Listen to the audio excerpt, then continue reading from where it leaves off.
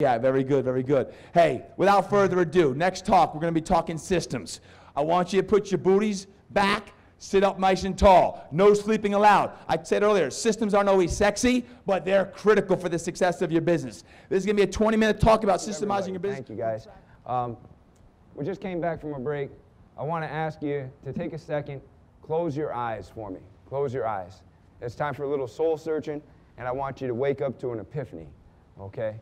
So you're closing your eyes, and you're thinking, man, this is an awesome experience. Awesome people, awesome workouts, awesome information. Still, I'm stressed. I don't know if my business is running the same without me there. I don't know if the people I left in charge are doing what I would want them to do.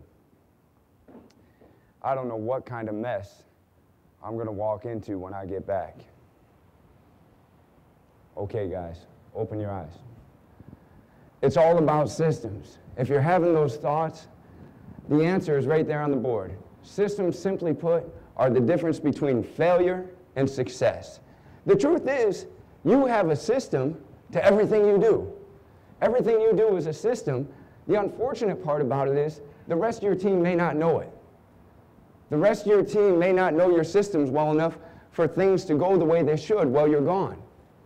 If they did know them, they would be in a thing called an operations manual. So I'm going to challenge you guys right now. A lot of the things that we do, we don't realize that they're systems. So I'm going to play you a little video of Journey Fitness.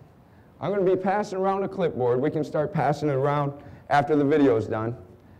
And on that video, I want you to tell me, with your name, with your email address, and that number next to it, how many systems you saw represented in there, okay? And I'm going to make it easy for you. If you don't have an operations manual now, if you get it right, I'm going to send you my operations manual. You can use it as a template. But let's first watch this video. A ton of systems in there, guys. A ton of systems. So go ahead and start passing around that sheet.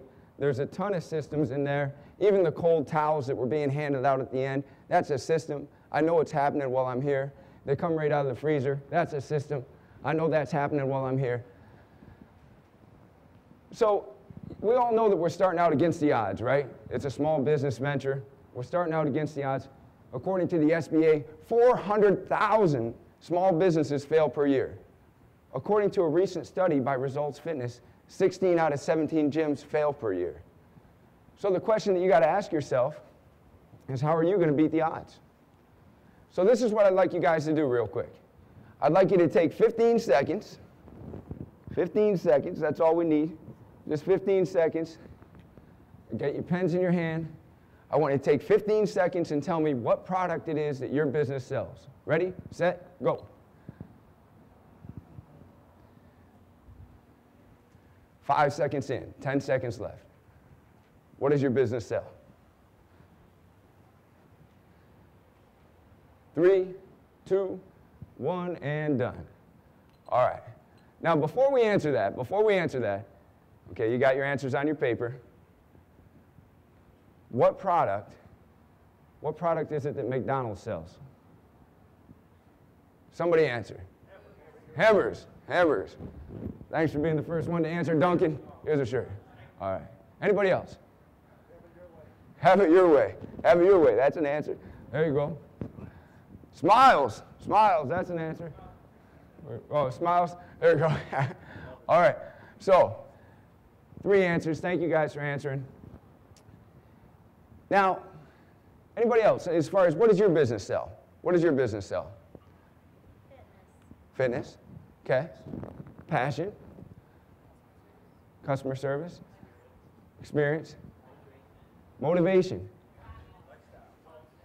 These are all good answers. These are all good answers. And I'm going to show you how our business and McDonald's are connected right now. You know, the popular answer for what McDonald's sells was hamburgers, right? Who in here can make a better burger than McDonald's?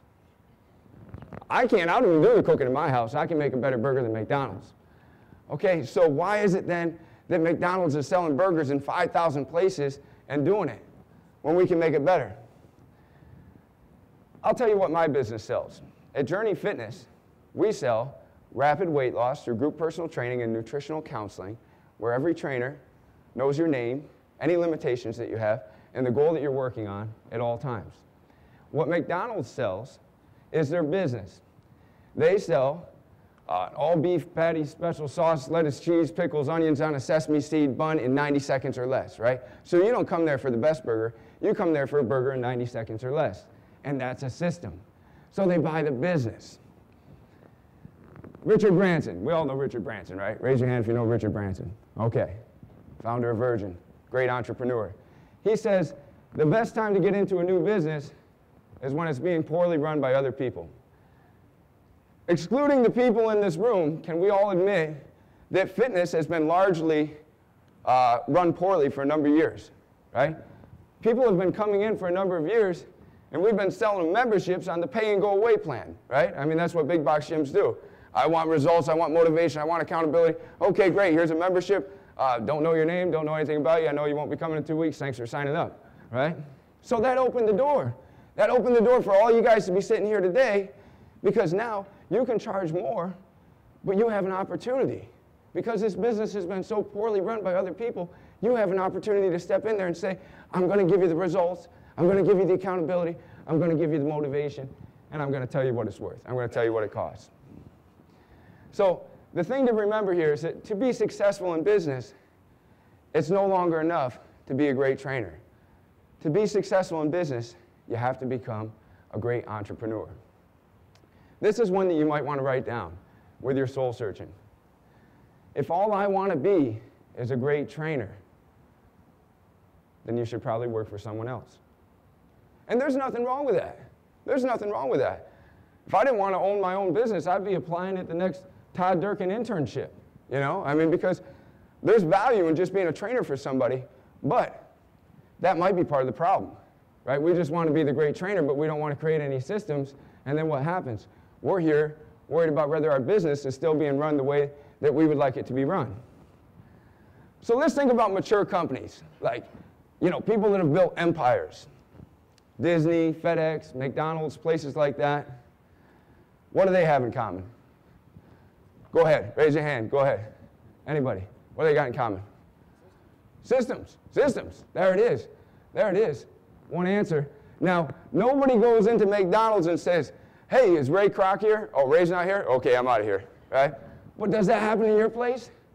Does it happen in your place, Diane? Does it happen if Diane's not there, that they don't want to train with anybody but Diane? The answer is probably an operations manual, and people coming aboard, learning your system so well that they're a monkey too, right? Slash monkeys, right? How do I become a monkey? Well, first the monkeys took time to write it down. Then they taught somebody else how to be a monkey. All right, so here's the questions that we got to ask ourselves. How can I get my business to run without my constant interference? How can I get my business to work without me? How can I systematize my business in such a way that, like McDonald's, the 5,000th location runs just the same as the first? And here's one for you. Here's a real challenge for you. Think about this one. How can I create my business so I can spend time doing the work I love to do instead of the work I have to do? Are there any sessions right now that you'd like to give up and give to someone else? You know? Or would you like to be able to be sick or take a vacation without worrying about your business falling apart? That's all about systems. So, let's talk about systems a little bit more. We're all understanding that franchises, operations manuals, that's where it's at. Let's look at the difference in success. 75% success rate in franchises, 80% failure rate in independent businesses. That's major. So what's the secret? The secret's the prototype. The secret is that the people come in and run the systems, and the systems run the business. Here's one for you, and it's an acronym. All right, you're going to want to remember this after today. SYSTEM stands for Save Yourself Time, Energy, and Money. Bottom line is this. Some of you may be thinking, well, I don't want to have 5,000 McDonald's locations. Chris, do you want to have 5,000 locations? Okay.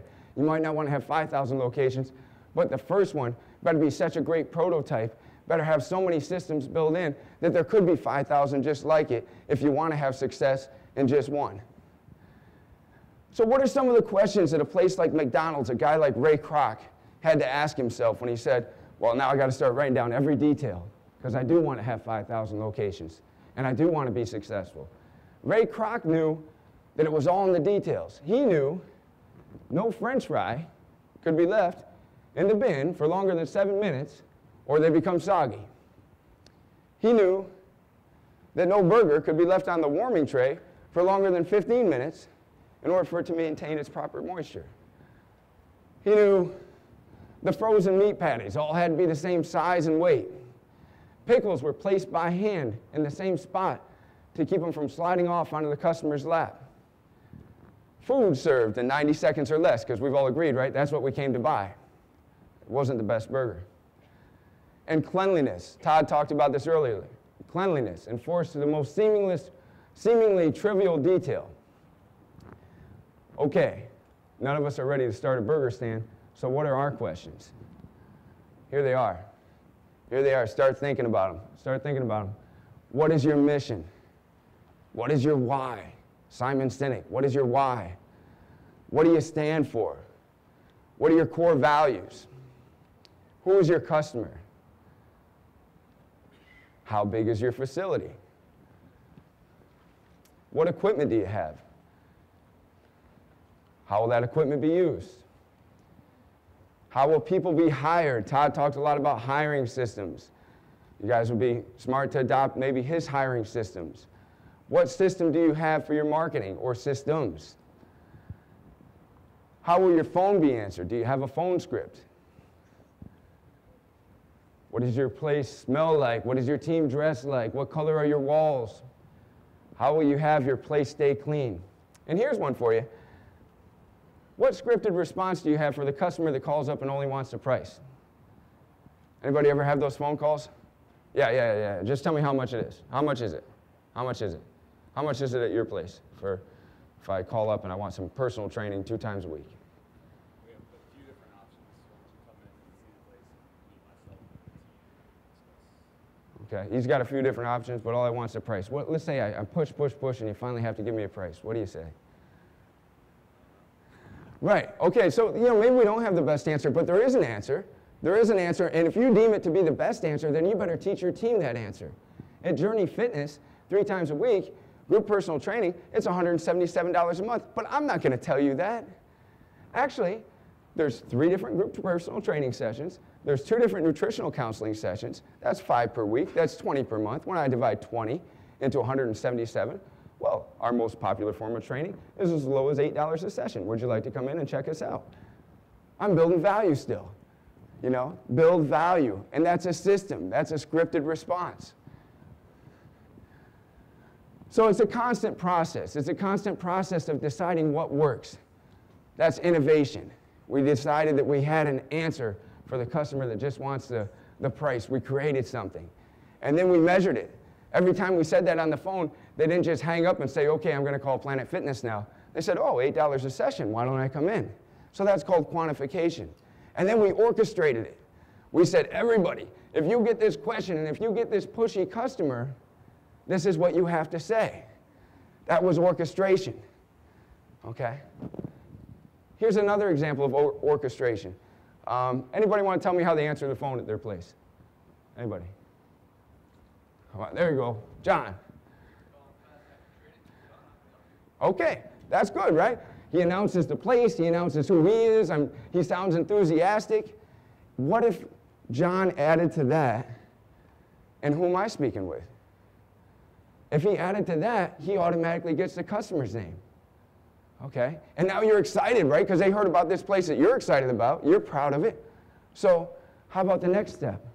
How did you hear about us? Now we got a referral source. Does it make sense where we're spending our money? Okay, because we start learning that. And then we offer that free fitness consultation, so we need to send them a confirmation. And so we ask them for their email so that we can send them that confirmation of their appointment. And then how about a phone call in case I have any problem with the email? So what did I just do? and a single phone script that I can now orchestrate for everybody to use, I collected a lot of valuable information. I got name, I got email, I got phone number, got all kinds of things going on in that phone script. That phone script is free. That's yours. It's in your manual. You guys might want to use it. There's even a $10,000 question in there, a $100,000 question in there, depending on how many times you ask it. And that is there anybody that you'd like to bring with you? How about that? People like to train in groups nowadays. Why not ask them to bring somebody with them? If they say 1 out of 10 times, if they say, 10 times out of 100, yes, you're asking a good question. So here's a point on orchestration. Some of you are thinking right now, oh, man, if I give people scripts, I don't want to treat my people like robots, right? I don't want them to be robots. It's not a robotic process. Anybody that comes to work at your place should be experiencing the thrill of apprenticeship. I like what Greg has done in his business so well that I want to learn to be like Greg. I want to learn his systems. So you're just telling the system, this is how we answer the phone. This is how we train people. This is how we freeze our towels and hand them out at the end, whatever the case may be. So it's the thrill of apprenticeship. And when a person is on the team long enough that they can add value, it's okay if they say, hey, guys, I don't think that we're doing it the best way. Here's another way. If they say that, you should welcome it. But here's another point. Here's another point. Think about this for a second. If that person that decides that they disagree with the way things are being done does not gain the popular vote, if that person does not gain the deciding vote, if they don't change the system, then they still have to support how the team does it. You got to watch out for these people that decide that they want to still have the discretion to do it their way because they think their way is better. Here's one for you. Here's a quote, Michael Gerber quote, I believe. Discretion is the enemy of orchestration. Discretion is the enemy of orchestration, okay? Each person having their own way to do it, you'll never have a systemized business. So here's the take home. The take home is this. It's never over. The business development process is all about going places like this mentorship, perform better idea, learning what the next big thing is, getting a feel, getting the pulse of your customers, creating, that's the innovation, quantifying, seeing if they like it, and then orchestrating things so that they're still getting more and more things. Our mentor, Todd Durkin, he taught me this. He said, who we are is a gift. And I had this funny way of thinking about things, and it really resonated with me one day when he said it on the phone. He says, that's a gift that you like to think about systems so much. Well, I say that because you're all here, you all have a gift, you're action takers. And Todd has a word of the week, a word of the year. But I'd like to challenge you. I'd like to challenge you for your word to be phenomenal. Don't just go out there and have a hamburger stand. Build something that could be a hamburger empire. Build something like that, like McDonald's. I want to play you a quick little snippet right here.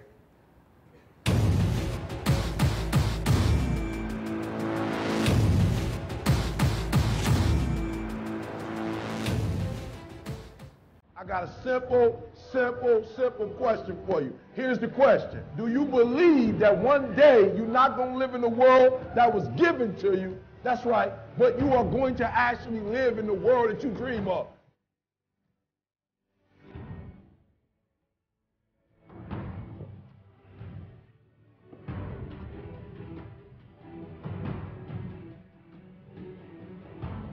You got to make every single second count. You got to go in the future and see it, baby, and you got to come back in the present. And you got to take that big goal, that big dream, that big reality. That's what I said. You got to take that big reality, and we got to take small steps and make it manageable to making your dreams become a reality. Think big, dream big, but start small. That's right, start small. Remember what I told you, start where you are with what you have, because what you have is plenty. That the biggest enemy you have to deal with is yourself. There's an old African proverb that says, if there's no enemy within, the enemy outside can do us no harm.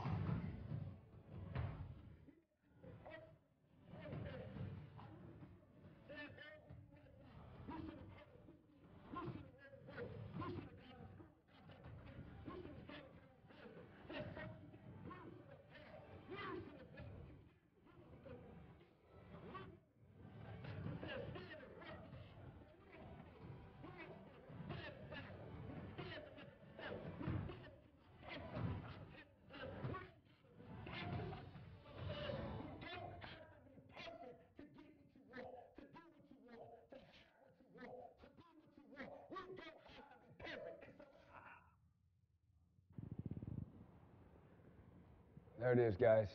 I'll tell you, I'll never forget the day. It was November 23rd, 2 days after Thanksgiving.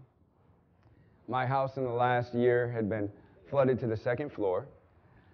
We didn't have insurance, so we were fixing our house paycheck to paycheck. And on November 23rd, I was fired. I was the chief operations officer for 4 fitness centers. I had become more of the face of the business than the owner had, and that wasn't something that he wanted anymore. And I was fired at the worst time. I was fired at the holidays. I live in a suburban area. There wasn't like a ton of fitness centers to go knock on the door, so I had to make a decision. I had to decide, should I just go do something besides fitness? And I thought about that for about 10 seconds because I knew if I did anything besides fitness, it was going to be like spiritual suicide. So I made a decision to go all in. I made a decision. I got a landlord that would charge me rent after I moved in. I got a newspaper that would give me 30 days to pay for the ads that I had going on based on a little credit check. I had a high-risk company that charged a high interest rate that gave me the financing that I needed to buy my equipment.